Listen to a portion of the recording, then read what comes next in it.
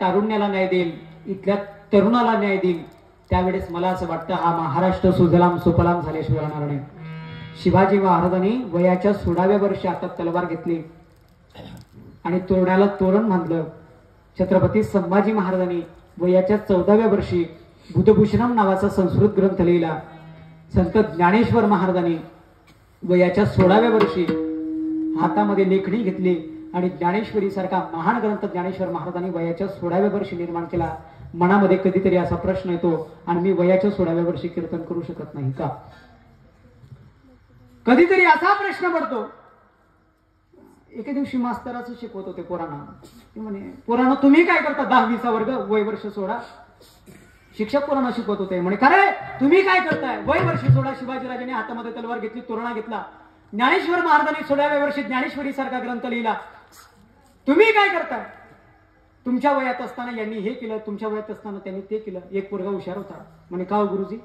आमच्या वयात असताना शिवाजी महाराजांनी तोरणा घेतला, हातामध्ये तलवार घेतली. आमच्या वयात असताना ज्ञानेश्वर महाराजांनी ज्ञानेश्वरी लिहिली. म्हणे का हो गुरुजी? तुमच्या वयात असताना भगतसिंग फासावर गेले होते म्हणे. तुम्ही इथे काय करताय? असं आपल्याला धर्म कळत नाही. आपल्याला जर धर्म कळला असता तर एका 17 वर्षाच्या पोरांना तुम्हाला धर्म सांगितला नसता. हिशोकांती काय आपली पटलं नसेल तर काय सांगा. माणसानं चुका एकांतात सांगाव्यात आणि कौतुक 4 चौघात करावं. पण आपलं चुकतं इथं. आपण कौतुक कानात सांगतो आणि चुका 4 चौघात करतो. त्यामुळे आपल्या जीवनात माणसं टिकत नाही. आपल्या माणसाचं कौतुक करायला शिका.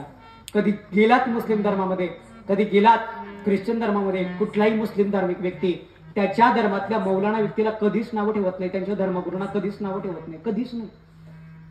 ख्रिश्चन त्यांच्या गोडला कधीच नाव ठेवत नाही. त्यांच्या पॉपला कधीच नावं ठेवत नाही. कधीच नाही. कधीच अपशब्द बोलणार नाही. ते कायम मान सन्मानाने बोलतील. पण आज आपला हिंदू धर्म जागवण्यासाठी इथला प्रत्येक कीर्तनकार वर्ग फिरतो. त्यांना मान सन्मान भेटत नाही. त्यांना आरेकारीची भाषा वापरली जाते. त्यांना साधा सन्मान सुद्धा दिला जात नाही. ही शोकांती काय? आपण आपल्या धर्मगुरूंना नावं ठेवतो. आपणच आपल्या धर्माविषयी वेडवाकडे बोलतो. मग मला खरं सांगा, आपणच आपला धर्म बुडवतोय आणि एकीकडे म्हणतोय गर्व से कवा हिंदू आहे.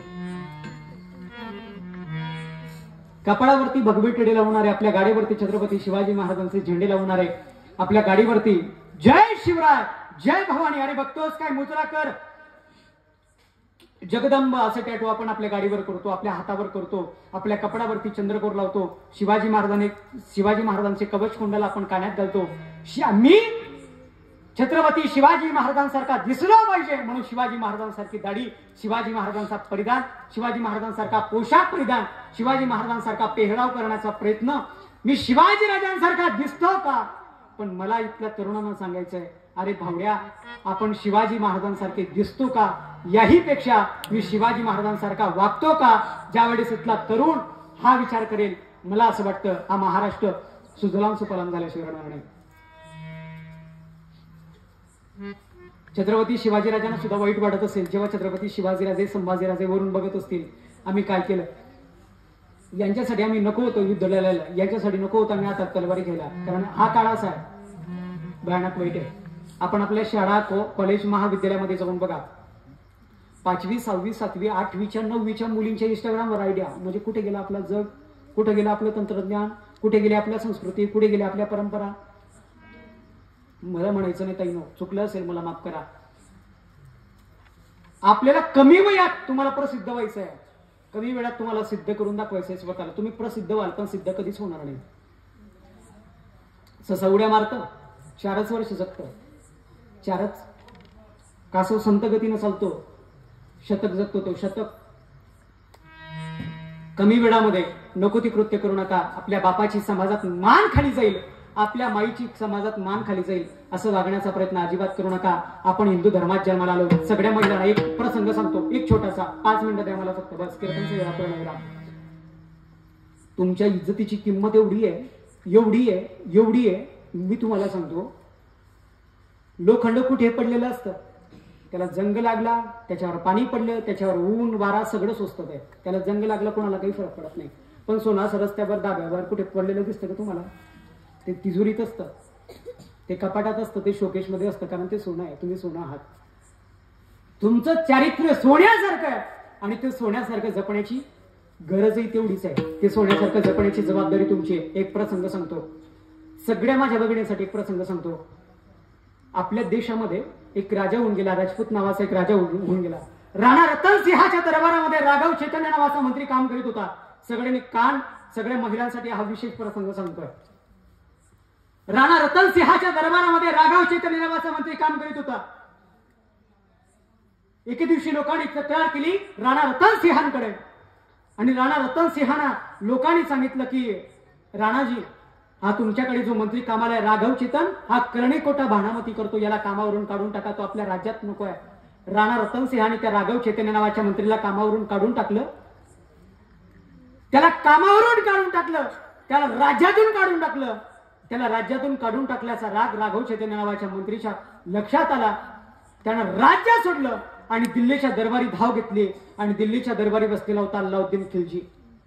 या अल्लाउद्दीन खिलजीने या राघव चैतन्य नावाच्या मंत्र्यांना सांगितलं की हुजूर, तुमच्याकडे 500 बायका असतील, पण त्या 500 स्त्रियांमध्ये एकही स्त्री एवढी तुमची सुंदर नसेल. एवढी सुंदर स्त्री राणा रतनसिंहांची पत्नी राणी पद्मिनी आहे. त्याच्या मनामध्ये काम जागा झाला. कोणाच्या? अल्लाउद्दीन खिलजीच्या. कोणी सांगितलं? आपल्याच माणसाने, आपल्याच हिंदूने. हिंदू धर्म असाच बनवलेला नाहीये, असाच एवढा धर्म आपला खाली आलेला नाहीये. आपल्याच लोकांनी त्याच्यावर अन्याय अत्याचार केले, आपल्याच लोकांनी त्याच्या पाठीमागे कमजोर खूप असले.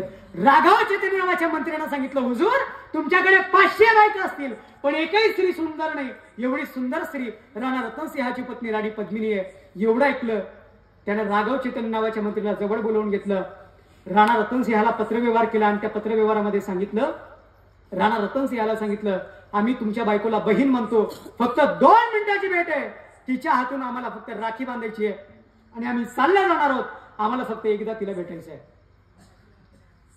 राणा रतनसिंहांनी ते पत्र आपली पत्नी राणी पद्मिनीला वाचून दाखवलं. राणी पद्मिनीला विचारलं याला काय उत्तर द्यायचं. तेव्हा राणी पद्मिनी म्हणते, ज्याच्याशी लग्न केलं त्याच्या व्यतिरिक्त मी माझा चेहरा इतरांना सुद्धा दाखवणं पाप आहे, आणि हे मी पाप मरेपर्यंत करणार. राणी पद्मिनी आपल्या नवऱ्याला सांगते की ज्याच्याशी लग्न केलं त्याच्या व्यतिरिक्त मला पाहणं सुद्धा पाप आहे, माझा चेहरा इतरांना दाखवणं सुद्धा पाप आहे, आणि मी पाप मरेपर्यंत करणार नाही.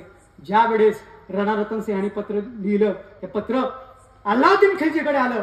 अल्लाउद्दीन खिलजीची तळपायच्या मस्तकाला गेली. त्याने परत पत्र व्यवहार केला, फक्त 2 मिनिटाची भेट आहे, आणि जर ही 2 मिनिटाची भेट तुम्ही घडवून आणणार नसाल तर माझं सगळं सैन्य घेऊन मी तुमच्या मेवाडवरती अतिक्रमण करतोय, तुमच्या मेवाडवरती मी आक्रमण करतोय, तुमच्या मेवाडवरती मी हल्ला करणार आहे, आपण युद्धाची तयारी करूयात. त्याने हे पत्र पाठवलं.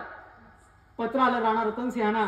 राणा रतनसिंहांनी पत्र वाचून दाखवलं राणी पद्मिनीला. राणी पद्मिनीला सांगितलं, बघ पद्मिनी, फक्त 2 मिनिटाची भेट आहे. तुला भेटणार आहे, तुला पाहणार आहे, राखी बांधणार आहे आणि चालला जाणार आहे. फक्त 2 मिनिटाच्या भेटीसाठी, तुझ्यासाठी हजारो लोकांचे मृत्युमुखी पडण्याचं कारण बघू नको, हे कारण बनू नको, हे पाप आपल्या माथ्यावर आणू नको. राणी पद्मिनीला विनवण्या करतायत राणा रतनसिंह. त्यांनी मंजुरी दिली, चालेल, मी त्याला माझा चेहरा दाखवेल, पण त्याच्यामध्ये काही अटी टाकल्या. मी असंच त्या अल्लाउद्दीन खिलजीला भेटणार नाही, असंच मी त्या अल्लाउद्दीन खिलजीला भेटणार नाही.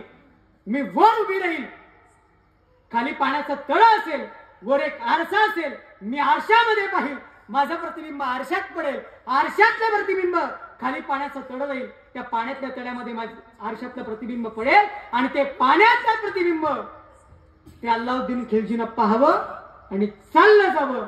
अटी टाकल्या, पत्र व्यवहार झाला, पत्र पोहोचलं अल्लाउद्दीन खिलजीना. अल्लाउद्दीन खिलजीनं मंजूर केलं, चालेल, हरकत नाही. अल्लाउद्दीन खिलजी आपलं सगळं सैन्य घेऊन मेवाड आला. मेवाड आल्यानंतर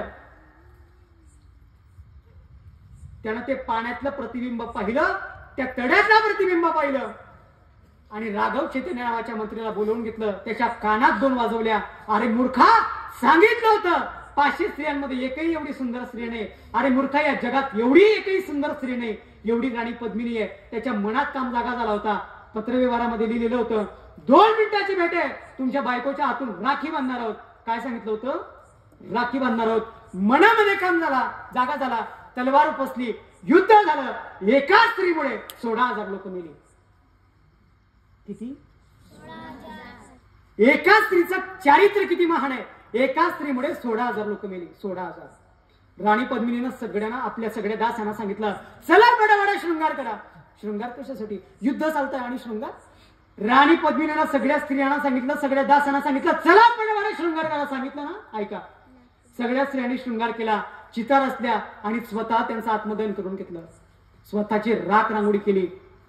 एकीकडे राणी पद्मिनी आहे की परपुरुषाची सावली सुद्धा अंगावर पडायला नको म्हणून स्वतःचं आत्मदहन करून घेतलं, स्वतःची राख रांगोळी करून घेतली. आज आपल्या महिला भगिनी आहेत याच हिंदू धर्मामध्ये. एकीकडे राणी पद्मिनी आहे की परपुरुषाची सावली सुद्धा अंगावर पडू नये म्हणून एकीकडे राणी पद्मिनीनं स्वतःची राख रांगोळी करून घेतली आणि एकीकडे आपल्याच महिला आहेत. मी लहानपणी मोठा घास घेतोय, तुमचा मुलगा म्हणून मला माफ करा. एकीकडे याच हिंदू धर्मात जन्मलेल्या महिला आहेत की लग्न झाल्यानंतर सुद्धा घरात थोडेसे वाद विवाद झालेत तर 2-2 पोरं टाकून बाया निघून जायला लागल्या. हाच आपला हिंदू धर्म आहे का? मला सांगा. हिंदू धर्मात जीवन जगतोय आपण?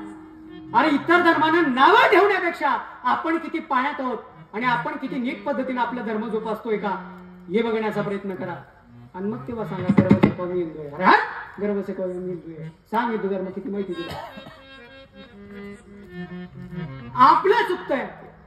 घरात थोडेसे वादविवाद झाले म्हणून एकीकडे महिला 2-2 पोरं टाकून निघून जायला लागल्या. हिंदू धर्मात जन्माला आलो आपण. आपल्या चारित्र्याची किंमत किती सांगितलं बघितलं तुम्हाला. किती किंमत आहे? 16,000 एकाच स्त्रीमुळे लोक वारले. 16,000 एकाच स्त्रीमुळे. त्यामुळे आपलं चारित्र्य ओळखा. आपल्या बापाची मान आपल्यामुळे समाजात खाली जाणार नाही याची काळजी घ्या. मला असं वाटतं तुम्हीच येणाऱ्या पुढच्या झाशीची राणी असाल, राष्ट्रमाता राजमाता जिजाऊ महासाहेब असाल आणि तुम्हीच तिथून पुढच्या येणारा राष्ट्रपती प्रतिभाताई पाटील असाल. बाकी काही आवश्यकता नाही आपल्याला. चुकलं असेल मोठ्या अंतकरणपूर्वक मला माफ करावं अशी सदिच्छा व्यक्त करतो. निष्ठावंत भाव भक्ताचा स्वधर्म निर्धार हे वर्म चुकू नये. निष्काम आणि चढ विठ्ठली विश्वास पाहू नये वास अनेकांचा. तुका म्हणे ऐसा कोणी उपेक्षला नाही मी ऐकेला ऐसा कोणी. निष्काम आणि चढ विठ्ठली विश्वास पाहू नये वास अनेकांचा. या अभंगाला थोडासा न्याय देण्याचा प्रयत्न केला. झालेले कीर्तन